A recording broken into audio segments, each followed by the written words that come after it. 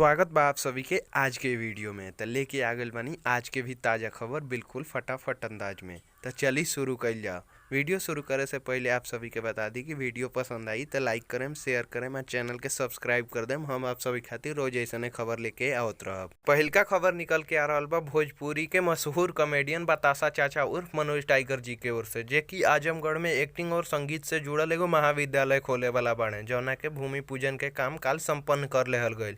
जौना के कुछ तस्वीर आप सभी स्क्रीन पर देख सकतनी। तो कमेंट में बताएं कि आप सभी के खबर कैसन लागल। दूसरा खबर निकल के आ रहा बा अंकुश राजा के ओर से, जिनकर गाना ससुरों में याद रखिए फुल ऑडियो सॉन्ग बालाजी रिकॉर्ड्स के यूट्यूब चैनल पर रिलीज कर देहल गईल बा, जौना के आप सभी चाही तो जाके सुन सकीले। तीसरा खबर निकल के आ रहा बा भोजपुरी के सुपरहिट गायक व अभिनेता समर सिंह के ओर से, जिनकर गाना ककरी भइल बा कमरिया लपक के फुल audio song Samar Singh official के यूट्यूब चैनल पर रिलीज कल गई रहे, जौना के 1 मिलियन यानी 10 लाख से ज़्यादा बार देखल जा चुकल बा। आप सभी चाही तो जाके देख सकतनी।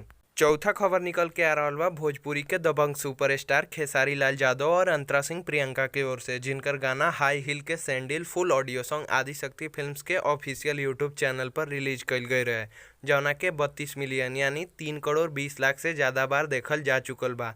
आप सभी चाही तो जाके देख सकतनी।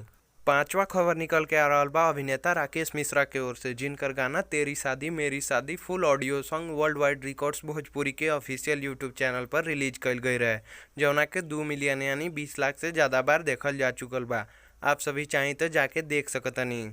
छठा खबर निकल के आ रहा बा गुंजन सिंह के ओर से, जिनकर गाना बुलाती है मगर जाने का नहीं फुल वीडियो सॉन्ग आदिशक्ति फिल्म्स के ऑफिशियल यूट्यूब चैनल पर रिलीज कल गए रहे, जौना के 35 मिलियन यानी 3 करोड़ 50 लाख से ज़्यादा बार देखल जा चुकल बा। आप सभी चाही तो जाके देख सकतनी। सातवां और आज के आखिरी खबर निकल के आ रहा बा अभिनेता यश कुमार मिश्रा के ओर से, जिनकर फिल्म इच्छाधारी नाग के गाना हम बिहार के देसी मलंगी फुल वीडियो सॉन्ग इंटरटेन भोजपुरी के ऑफिशियल यूट्यूब चैनल पर रिलीज कर देहल गईल बा, जौना कि आप सभी चाही तो जाके देख सकतनी।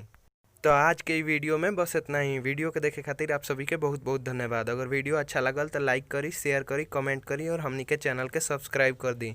हम आप सभी खातिर रोज ऐसा वीडियो लेके आवत रहें।